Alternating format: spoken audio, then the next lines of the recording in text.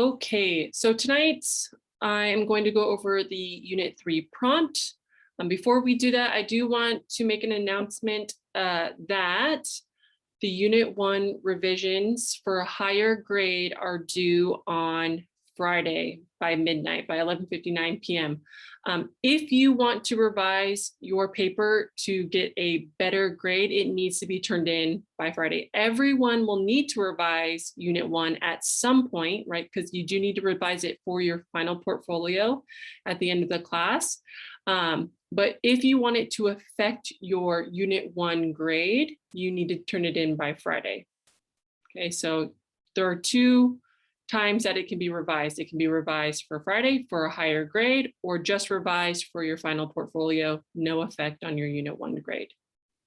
Okay, so if you intend on revising for a higher grade, make sure that you are doing that and turning it in on Friday.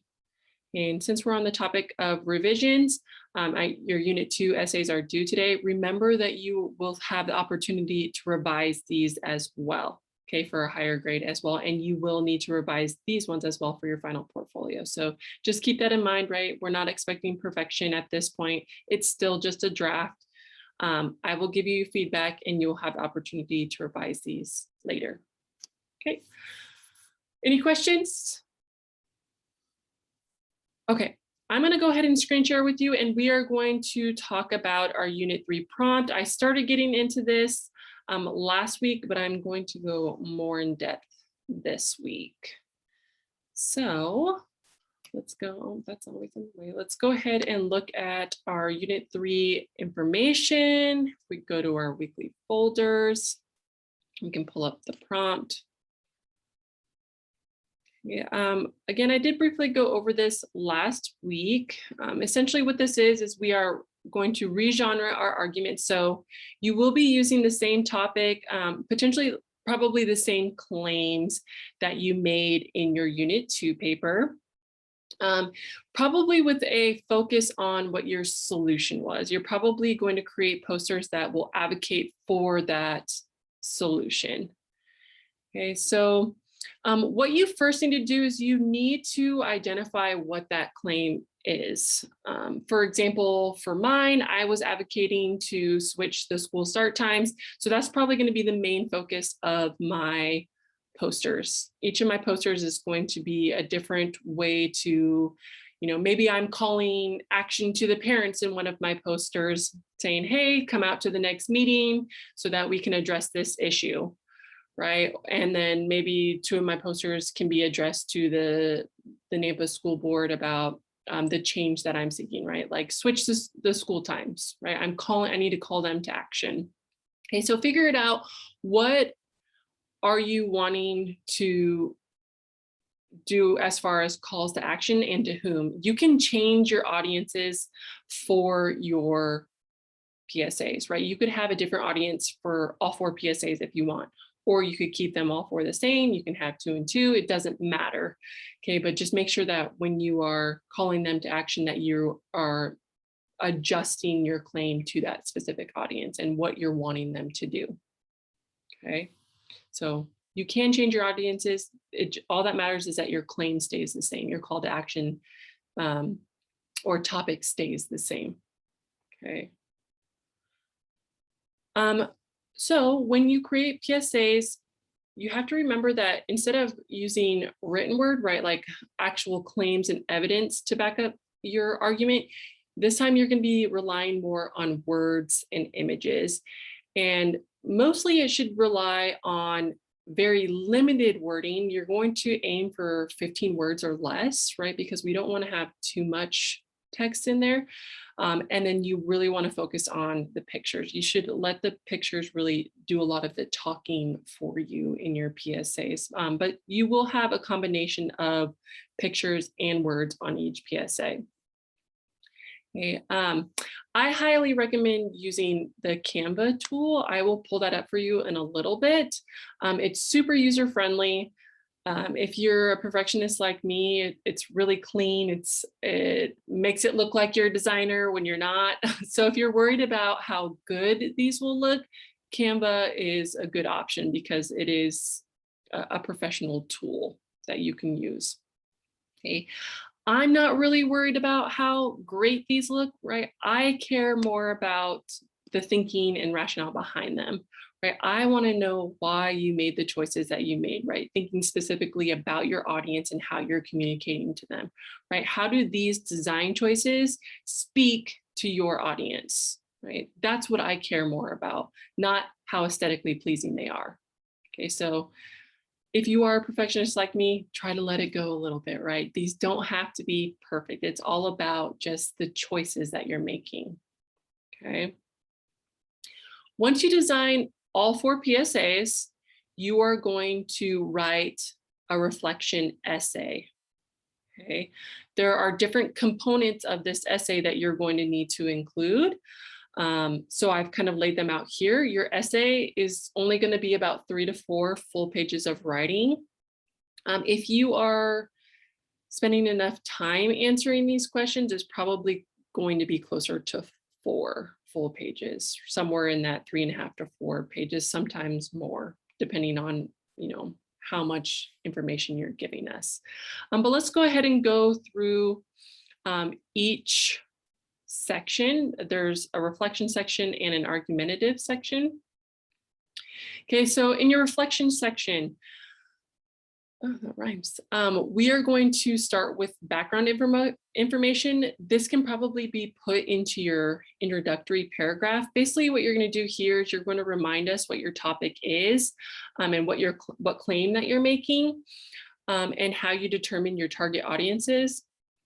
If you have multiple audiences, then you probably can put that audience information in the designs for each PSA when you're talking there. So you can just quickly identify all 4 audiences if you have 4 audiences in your intro, but you don't need to give us any more information than that until you come down to your designs for the PSAs. Okay, so background information, again, you're kind of just reminding us of what those were in your past paper. And this, again, will probably also be your intro. Okay, then you need to spend at least 1 paragraph per PSA. So that should be 4 paragraphs total, right? At least 1 paragraph per PSA, telling us about the design decisions you made for each PSA, right? Like, why did you choose the images that you chose? Why did you choose the colors? Why did you choose the wording? How do all of those things work together to appeal to your audience, right, for that PSA? Okay, why are these the best choices for that audience, right? How are we appealing to them? How do they all work together to grab their attention? Okay, so you should be talking about that for each PSA. I do list out questions. You do not need to answer these in order, but you should be addressing each of those elements. Okay, so feel free to mix those around and present it however you need to for the most cohesive paragraph possible. Okay, so don't feel like you have to answer each of these questions all in a row. They just all need to be addressed at some point in that paragraph. Okay, so these should be pretty detailed paragraphs. I really want to know your thinking behind your PSA. Okay, once you've gone through all 4 PSAs, you are going to write a paragraph about the difference and similarities between your visual argument and your written argument from Unit 2, right? How do they communicate the same or differently, right? Your Unit 2 paper versus your PSAs. Right? How are they the same? How are they different? And what makes each of them harder or easier to communicate your message? Okay, so just a paragraph on that as well. Kind of, this is a little bit of a reflection on the differences and similarities between the two. Okay, then you're going to jump down to your argument. In this section, you are going to choose 1 PSA that you feel is the most effective. Okay, I know you're probably going to be attached to all 4 of these PSAs, but you will need to choose one of them, and you need to provide evidence to support why it is the best or most effective PSA, right? What makes it better than the other ones? Okay, and you should probably also spend a paragraph identifying the weaknesses of the other PSAs, like why are the other ones less effective? Why weren't those ones chosen? Okay, by pointing out those weaknesses, it elevates your argument and really shows like, hey, this is why this is the best, and this is why those other ones weren't chosen. This is why it's the best decision. Okay, so make sure you're addressing both of those, both the pros of the chosen one and the cons of the other one. Don't weaken your argument by saying, you know, all of my PSAs were great. They all deserve to be number one, right? You have to choose, okay? You have to choose one and make an argument for it, okay? Any questions with that? Okay, so total, that should be about, let's see, 1, 5, 6, 7, 8 with a conclusion. It's probably going to be about 9 paragraphs long. So again, it probably will fall in that 3.5, 4 page length. Okay, technical requirements. You do need to have 4 different PSAs, 4 different mock-ups of your PSAs. As long as you complete those, you will get full credit for those. And I think they're worth like 20 points of your grade or something along those lines. I'll have to really look at the rubric. Okay, again, you want to try to limit those PSAs to 15 words or less. I'm not going to be super picky with this. It's not like I'm going to count each word that's in each PSA, but again, you really want to be mindful about creating these and appealing to your audiences. Like, you don't go up to a poster that's a paragraph long and go and read the whole thing, right? You are attracted to just a few words that you see on a poster. Okay. Start thinking about those posters that you see around you and start thinking about, you know, what do I like about this poster? What's appealing about it? Like, what design choices can I mimic from these PSAs and things like that? Okay, again, 3 to 4 full pages minimum for the essay. This is a big one, and this is something that I feel like I mark down a lot. All images must be cited using MLA format. Okay, so any image that you use that is not yours, other than like Word stock photos, because I don't think you have to cite those, anything that's taken from the internet and has an author and an origin and things like that, you need to cite it in MLA. So pretty much the only thing that you will be citing in this paper is the images that you use for your posters, unless you also use a statistic on your poster, right? You'll want to cite that statistic as well, okay, because that is also information coming from somewhere else. Okay, so for the most part, your works cited is probably going to be all images plus some statistics if you use them. Okay, so there will be a works cited. You will have to cite your images. Okay, again, any additional sources if you end up using those. For the essay portion, it should just be in traditional MLA format.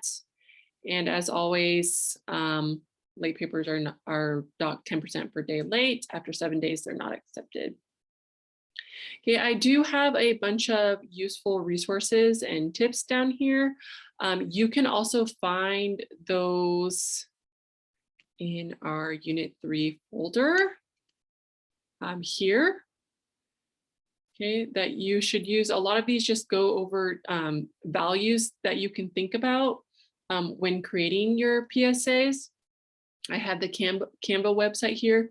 There's also a link to the Ad Council, which is just basically a website of all different types of PSAs that they've created. So if you're looking to, you know, get your creative juices flowing, I recommend kind of just browsing through some of these PSAs and again, kind of looking at, okay, what did this PSA do well? What are some things that I would like to mimic from this PSA? You know, what are things that don't work well in PSA so that you can avoid those things? So it's a good idea just to look at PSAs to get ideas on how to best put these together, especially to grab audience's attention. In fact, you will be doing that for your assignment on Friday. You will be analyzing a PSA. So, you know, use those same practices from Friday to browse other PSAs, right? To get, again, you thinking about what you want to do for your own PSAs. I do want to quickly show you Canva. Okay, I should already be logged into this. Okay, again, super user-friendly site. really easy to create from, at least in my opinion it is. You can get a free account here. So if they're asking you to pay, you don't have to. That's just like for the pro version of it. But what you would essentially want to do here is you're probably either going to use the poster, or you could probably do a flyer. Those will probably give you the best templates if you're wanting to work with a template. I know some people talked about like wanting to make social media posts as part of their solution. Well, you can actually make those social media posts here and create them here, right? So you could create those as your PSAs. But once you click on whatever kind of design choice that you have, there are lots of different things you can do. You can start making these from scratch. And there's a reading on that this week that shows you how to do that. Or you could start with a template, right? They have so many different templates here, so many different ones. You can even type in certain templates. Let's see, like maybe this one, like vaccine. And there's a bunch of different ones about vaccines that you could start with, right? You want to make your own personal touches on this, but it's, again, gives you kind of good ideas. You can work with different elements, right? Like lines, graphics, photos. This is probably if you're wanting to start from scratch, include frames and things like that. And again, you can search through Canva here. You can upload your own photography if you want. I've had people do that in the past. If they have a picture that they have personally taken that they want to use themselves, you can do that. If you want to add text, right? Again, to me, super user-friendly. Okay. So if you are worried about creating these, don't be. They can be very easy to create.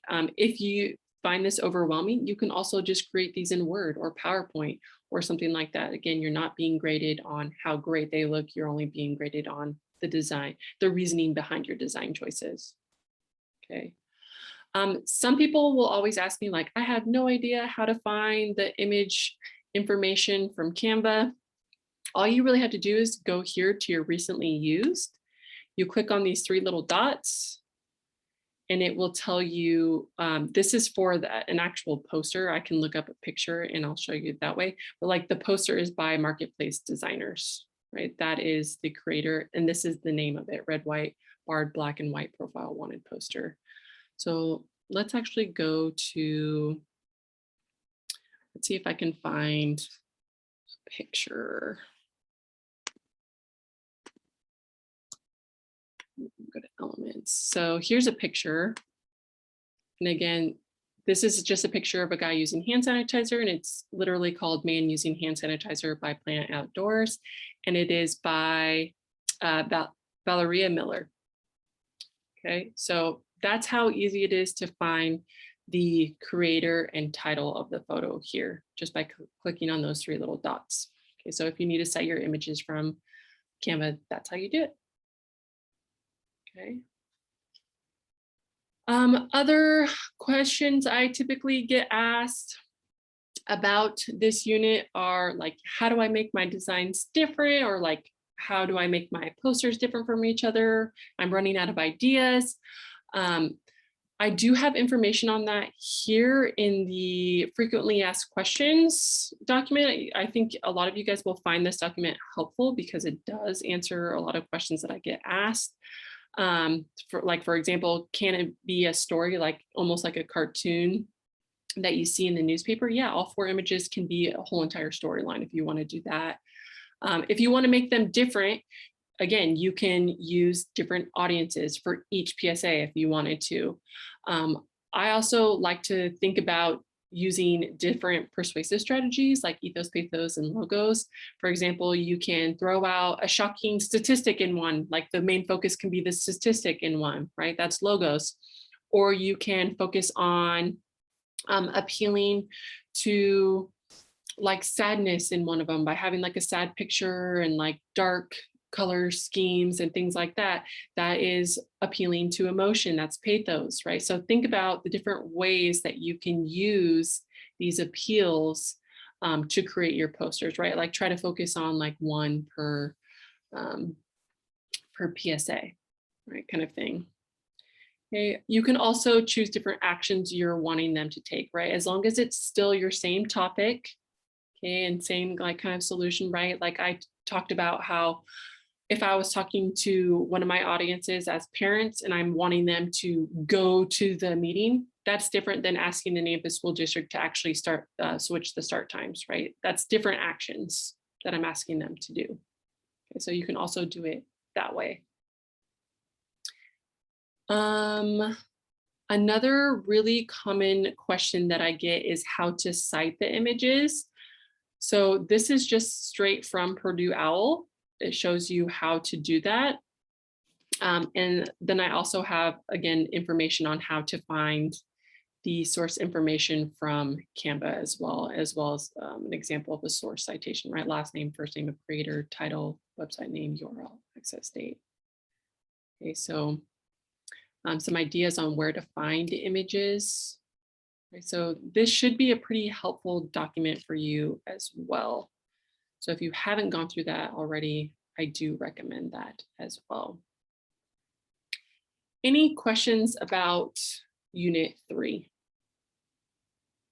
Because I know this is a little bit of a different assignment. People either love this assignment or they hate it. So hopefully most of you guys end up loving it. It's a break from writing arguments and focuses more on creativity. So hopefully you guys enjoy that. Do I have any questions? From either Elena or Harrison, any questions? Nope, I'm good here. All right. Well, if you're good, I'm good. And that's all I really have to talk about tonight, just get you guys started. Okay, so if you do have any questions, just let me know. I am available. And I will see you guys next week. Thank you. All right, see ya. Bye.